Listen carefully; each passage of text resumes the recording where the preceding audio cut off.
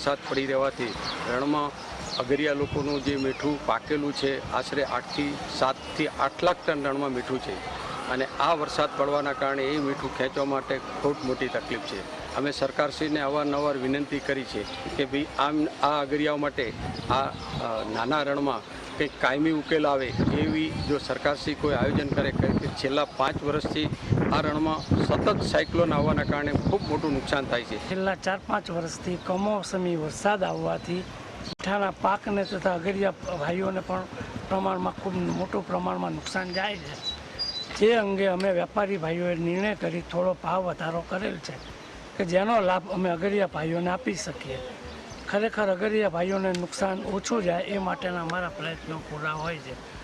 આ માટે અમે સરકારશ્રીને વારંવાર રજૂઆત કરવા છતાં અમને જે પ્રમાણમાં સહાય મળવી જોઈએ કંઈ મળતી નથી. છેલ્લા 5 વર્ષથી મીઠાનો ધંધો કરું છું અને છેલ્લા 4-5 વર્ષથી અમને કમોસમી વરસાદના કારણે નુકસાની વેઠવી પડે છે. સરકાર કદાચ સહાય કરાય તો એવી અમારી અપીલ છે.